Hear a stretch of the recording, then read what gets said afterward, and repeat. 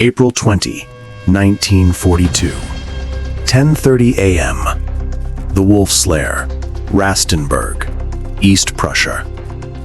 The air in the forest is damp, smelling of pine needles, wet earth, and high-octane gasoline. It is a crisp spring morning, deep behind German lines, but the atmosphere inside the secure perimeter of the Wolfschanze is electric with tension. Today is not just another day of the war, it is the Führer's 53rd birthday.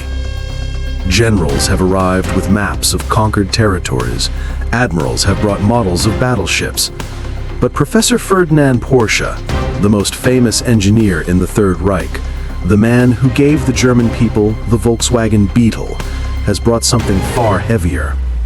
Parked on a muddy track, surrounded by nervous mechanics wiping grease from their hands with dirty rags, sits a monster. It is a prototype heavy tank, designated the VK 45.01.P. It is massive, weighing nearly 60 tons, clad in armor thick enough to laugh off the Soviet anti-tank guns that have been slaughtering German crews on the Eastern Front. To the untrained eye, it looks like a weapon of war. But to Ferdinand Porsche, standing smugly in his trench coat and fedora, it is a vindication. He knows he is Hitler's favorite.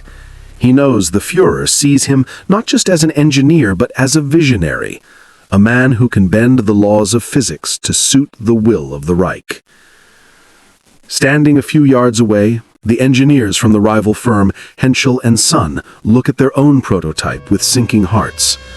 Their tank is conventional, conservative, boring.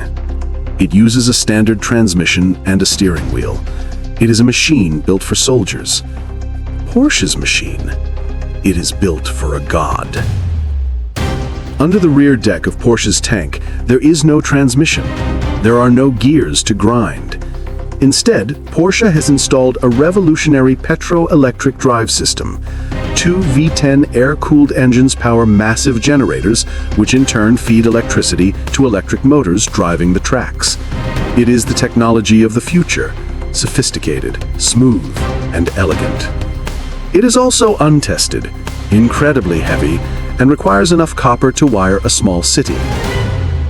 Hitler emerges from the bunker complex, flanked by Albert Speer and a phalanx of SS officers. His mood is buoyant. He walks past the Henschel tank with barely a glance, drawn magnetically to Porsche's creation. This is what he loves: size, power, and technological superiority. Porsche steps forward, greeting the dictator like an old friend.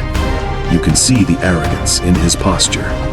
He explains the drive system, promising that this tank will never stall, can spin in place, and will dominate the steppes of Russia. Hitler listens, mesmerized. He doesn't ask about maintenance. He doesn't ask about the shortage of copper.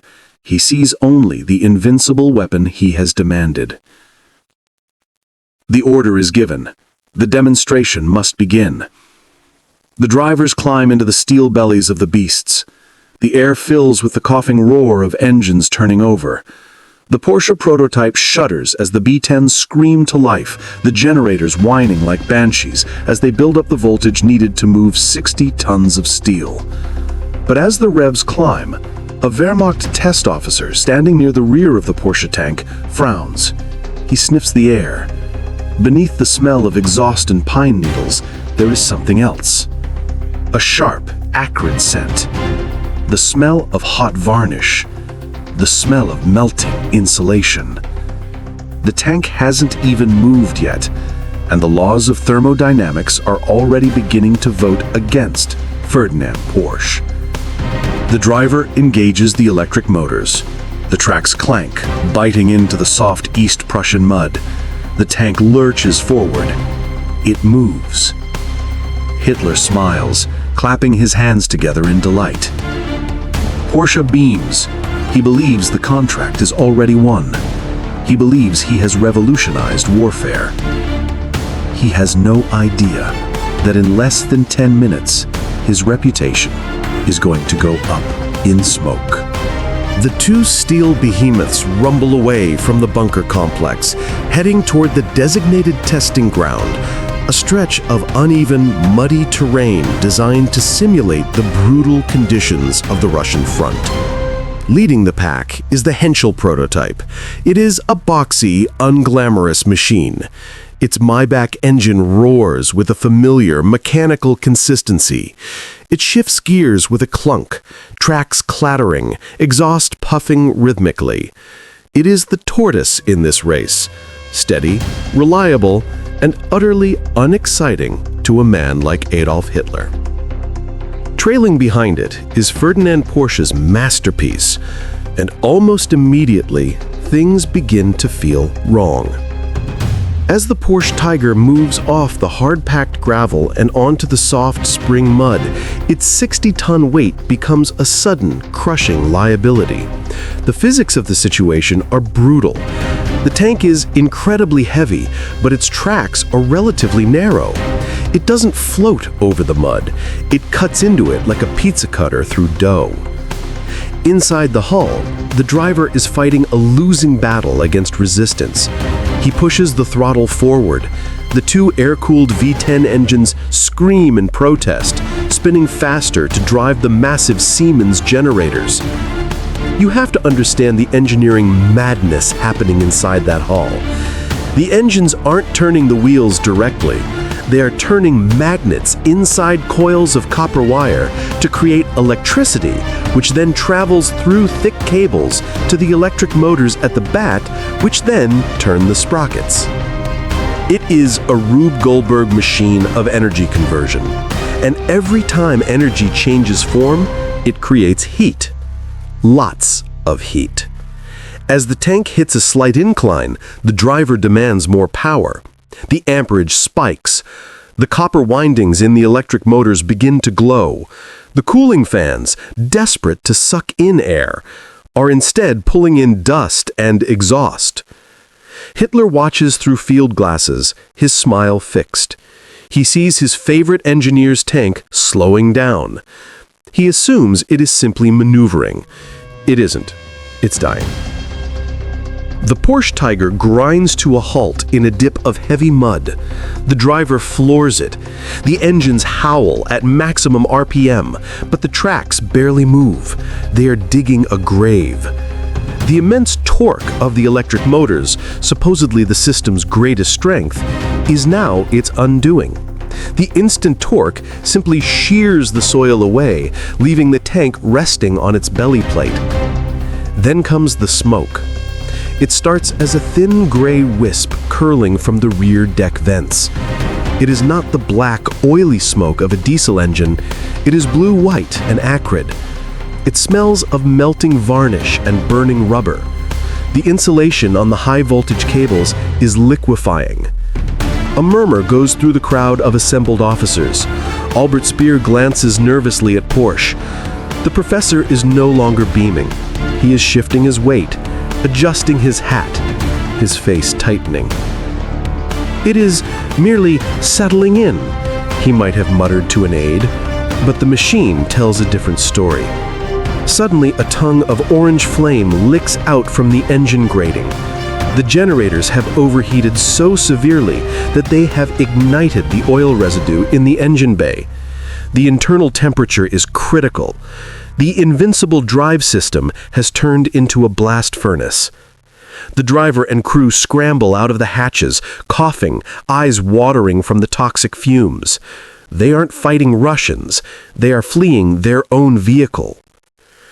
Meanwhile, a few hundred yards ahead, the Henschel tank, the boring conventional design, has reached the top of the hill. It stops. The commander looks back. He sees his rival, the sophisticated, futuristic Porsche Tiger, sitting motionless in a cloud of its own smoke, burning on the Führer's birthday. The humiliation is absolute. The most advanced tank in the world has been defeated by a slight incline and some wet dirt. But the worst is yet to come. The Porsche tank is a 60-ton paperweight. It cannot move, it cannot be pushed. There is no recovery vehicle in the German arsenal strong enough to tow it. there is only one machine capable of moving it. The Henschel driver receives a radio order that must have tasted like sweet nectar to the Henschel engineering team. Turn around, go back, rescue the professor. As Hitler watches in stony silence, the inferior Henschel tank reverses down the hill, hooks a tow cable to the smoking carcass of the Porsche prototype, and begins to drag it out of the mud. It is a visual metaphor that no amount of Nazi propaganda can spin. The complex has failed, the simple has survived. Yet, astonishingly, Ferdinand Porsche is not done. As the fire is extinguished and the engineers swarm the failed vehicle, Porsche approaches Hitler. He doesn't apologize. He doesn't admit defeat. Instead, he doubles down. He convinces Hitler that this was just a minor teething issue, a fluke. He is so confident, in fact, that he has already ordered the Nibelungenwerk factory to begin producing 90 hulls for his Tiger tank before the contract has even been signed. He is gambling with the Reich's resources, convinced that his genius will prevail. But the failure in the mud at Rastenburg is just the prologue to a much darker, stranger chapter in the history of German armor. Because those 90 hulls, they are about to become the biggest, heaviest, and most useless problem in the German army. Autumn 1942. Nibelungenwerk Factory, St. Valentin, Austria. The dust has settled at the Wolf's Lair. The verdict from the Army Ordnance Office is swift and brutal. The Henschel tank is superior. It is reliable, easier to maintain, and crucially, it doesn't catch fire when it drives up a hill. It enters production as the Panzer Kampfwagen 6, Tiger, the legendary Tiger I that will become the icon of German armored power. Ferdinand Porsche has lost. But in a quiet rail yard outside the Nibelungenwerk factory, Porsche has left behind a massive, embarrassing souvenir of his arrogance. 90 completed tank hulls sit rusting under canvas tarps. This is the sunk cost fallacy forged in steel. These 90 chassis represent millions of Reichsmarks, thousands of man-hours, and tons of precious strategic metals that Germany can no longer afford to waste. They cannot be scrapped. The Reich is bleeding materials. Throwing away 90 heavy tanks would be treason. So, Adolf Hitler intervenes. He cannot give Porsche the tank contract, but he cannot bear to see his favorite engineer completely sidelined. He issues a Führer directive. Take the 90 failed Porsche hulls and turn them into the ultimate tank hunter. Make them invincible, is the gist of the order. The engineers go to work, but instead of fixing the fundamental flaw, the overweight, overcomplicated electric drive system, they compound it. To make the vehicle a true fortress, they bolt an additional 100 millimeters of armor plate onto the front. The frontal armor is now 200 millimeters thick. It is impenetrable. No Allied gun in existence can scratch it.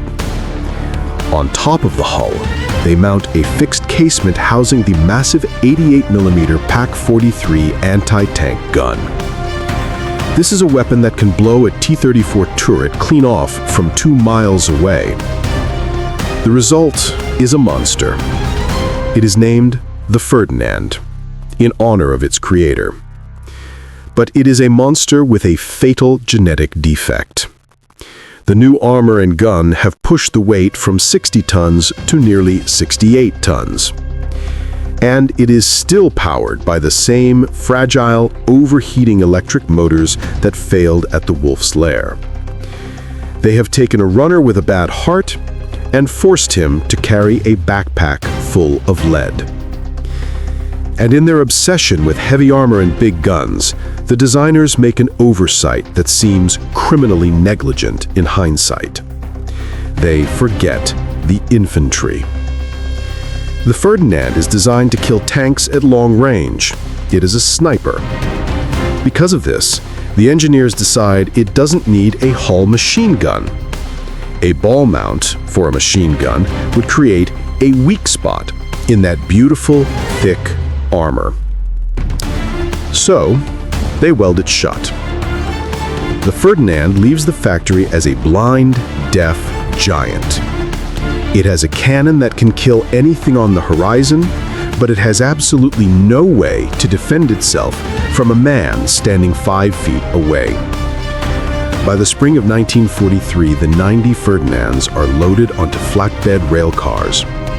They are heavy enough to bend the rails. They are headed east, toward a bulge in the Soviet lines around the city of Kursk. The crews of the 653rd and 654th Heavy Panzerjäger battalions look at their new machines with a mix of awe and dread. They know the armor will save them from shells, but they also know the engines scream like dying animals when they try to climb a slope. They are riding into the biggest tank battle in human history inside an experimental pressure cooker. And they are about to find out that invincible armor is useless if you can't stop a single Russian soldier with a Molotov cocktail. July 5, 1943, 05:30 a.m., the Orel Salient, Russia. Operation Citadel, the last great German offensive in the east, begins with an earthquake of artillery. As the sun rises over the steppe, the wheat fields are already burning. Leading the charge into this hellscape is the 653rd Heavy Panzerjäger Battalion. And at the tip of the spear are Porsche's monsters, the Ferdinands. At first, it looks like Porsche was right. It looks like the gamble paid off. As the massive, boxy shapes emerge from the morning mist, Soviet T-34s open fire. But the Russian shells simply shatter against the 200mm frontal armor. The crews inside the Ferdinands hear a cacophony of sledgehammer blows. Clang, clang, clang. But the steel holds. They are invulnerable. With cold mechanical precision, the German gunners peer through their sights. The long-barreled 88mm guns bark, sending high-velocity armor-piercing rounds downrange. At 2,000 meters, a distance where the T-34s can't even see them, the Soviet tanks explode. For the first hour, the Ferdinands are the gods of war. They smash through the first line of Soviet defenses, crushing barbed wire and trenches under their massive tracks. They are unstoppable. Until they reach the minefields. The Soviets have laid nearly 500,000 mines around Kursk. It is a devil's garden. And while the Ferdinand's armor can shrug off a shell, its tracks are just steel links and pins. One by one, the giants trigger anti-tank mines. Crump. The tracks snap. The drive sprockets shatter. The 68-ton beasts grind to a halt. Suddenly, the mobile fortress is just a bunker. A very expensive, very heavy bunker that cannot turn. And this is when the Soviet infantry realizes the fatal flaw. Brave Russian sappers and riflemen hiding in foxholes and tall grass watch the behemoths stop. They wait for the turret to engage them, but the turret doesn't turn. There is no turret. They wait for the whole machine gun to open fire, but there is no machine gun. The front plate is a smooth, unbroken slab of steel. The realization ripples through the Soviet lines. It's blind.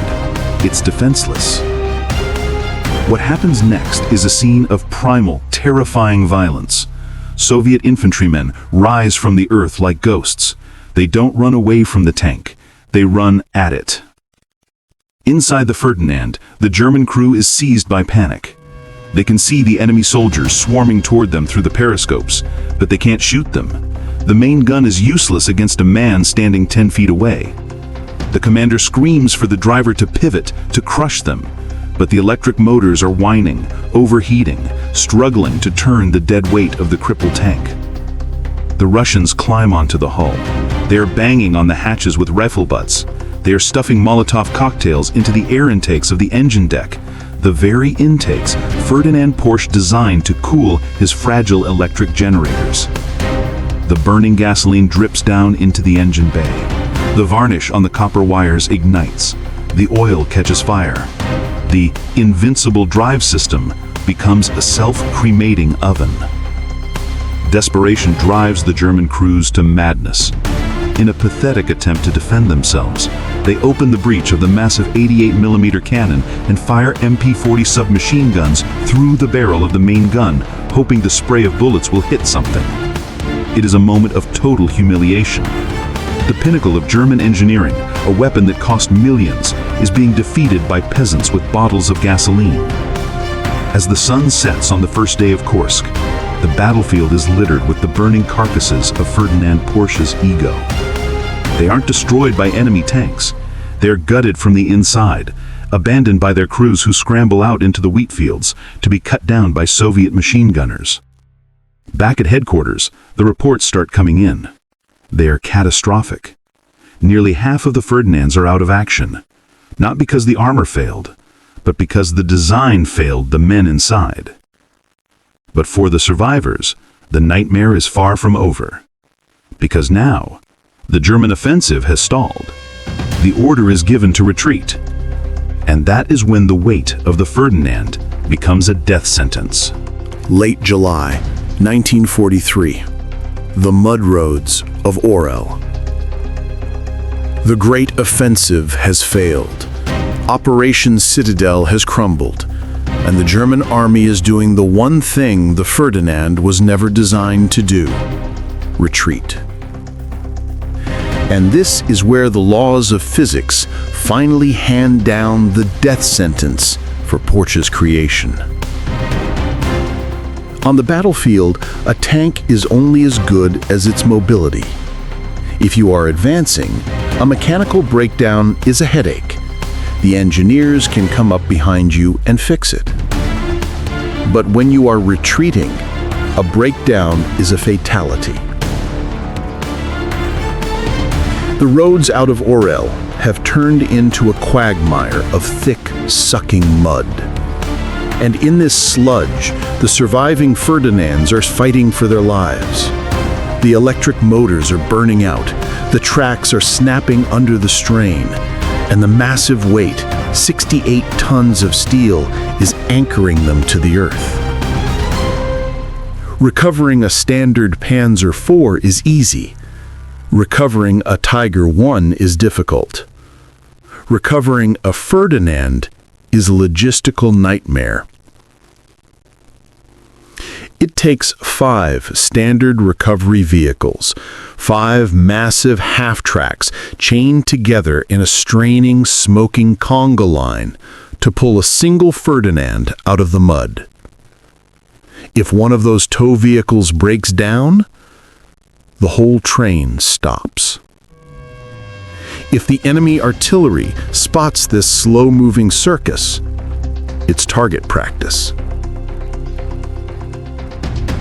The German crews are forced to make a heartbreaking calculation.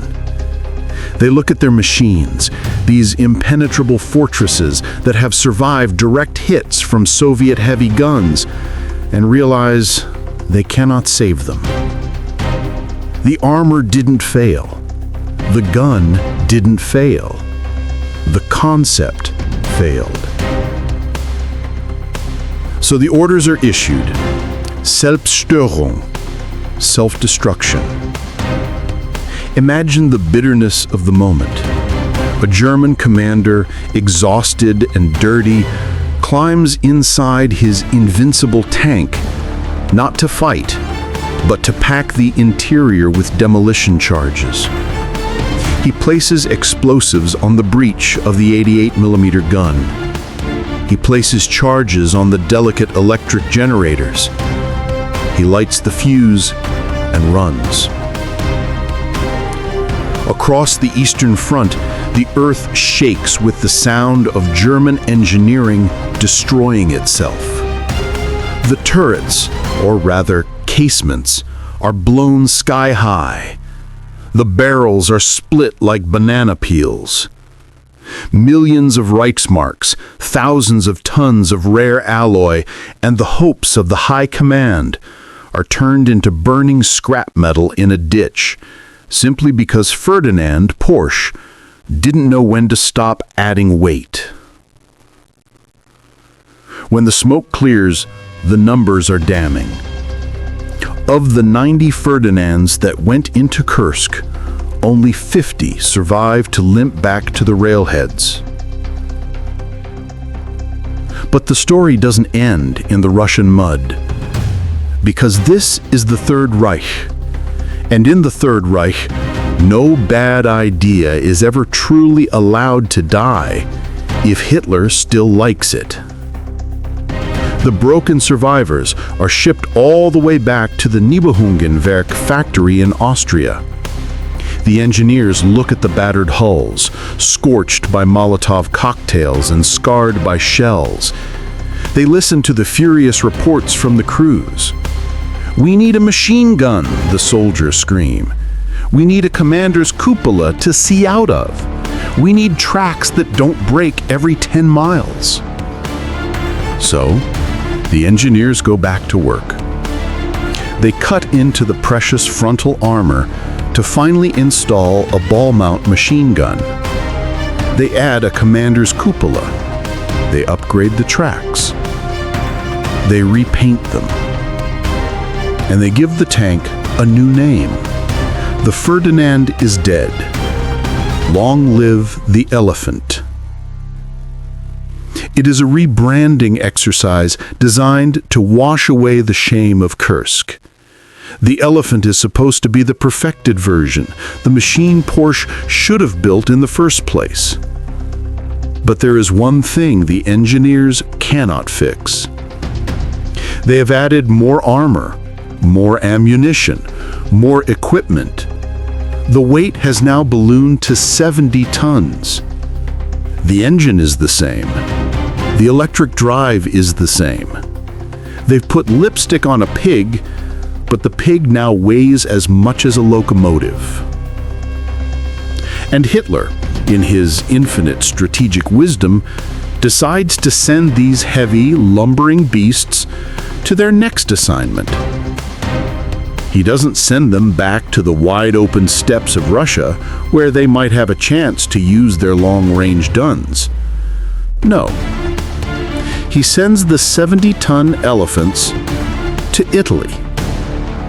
He sends them to a country made entirely of narrow mountain passes, crumbling medieval bridges and soft, swampy valleys. He sends them to a place where gravity is the enemy. February 1944. The Anzio beachhead, Italy. The Italian campaign is a nightmare of terrain. It is a land of verticality, steep ridges, narrow winding roads, and stone bridges built by Romans 2,000 years ago who never anticipated 70-ton tanks. Into this topographical trap roll the elephants of the 653rd Heavy Panzerjäger Battalion. They arrive with their new machine guns and their new cupolas. They look formidable, but the Italian mud is different from Russian mud. It is clay-heavy, slick, and deep, and the roads are treacherous.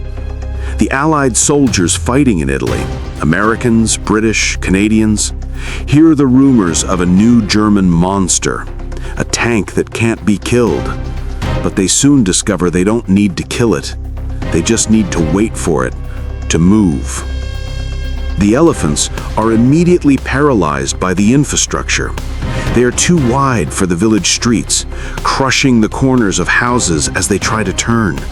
They are too heavy for the bridges, forcing engineers to spend days reinforcing spans before the tanks can cross. And then comes the mechanical attrition. The electric drive motors, already stressed to the breaking point, simply give up. In the humid coastal air of Italy, The electrical systems short out.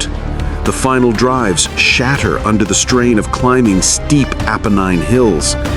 It becomes a comedy of errors. At one point, an Elefant tries to cross a bridge near the town of Orsonia. The bridge collapses. The tank tumbles into the ravine, landing upside down like a dead beetle. It is abandoned. But the final humiliation comes from the sky. The Allies have total air superiority. P-47 Thunderbolts and Hawker Typhoons roam the valleys looking for targets. And there is no target more inviting than a massive, slow-moving box that cannot hide. The Elephants are trapped on the narrow roads. They can't go off-road because they will sink. They can't maneuver. They are ducks in a barrel. One by one, they are picked off, not by epic tank duels, but by rockets and bombs. Or worse, they run out of spare parts. As the German army retreats toward Rome, the roadside becomes a graveyard of elephants. The crews, once again, are forced to blow up their own machines. Of the company sent to Italy, almost all are lost. Only 2 survive the war. One is captured by the Americans in Italy. It had broken down, of course. The crew had tried to blow it up, but the charges failed. The Americans towed it away, painted a white star on it, and shipped it to the Aberdeen Proving Ground to study it. The American engineers looked at the petrol-electric drive. They looked at the weight. They looked at the complexity. And they came to a simple conclusion. Why? Why build a tank that requires a PhD to maintain? Why build a tank that destroys its own transmission to climb a hill? It was the ultimate answer to the riddle of Nazi engineering. Ferdinand Porsche had built a machine that was technologically fascinating, theoretically brilliant, and practically useless. The epilogue.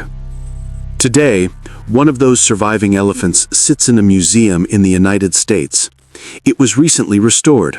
When they peeled back the layers of paint, they found the scars of Kursk, the pockmarks from Soviet anti-tank rifles, the burns from Molotov cocktails.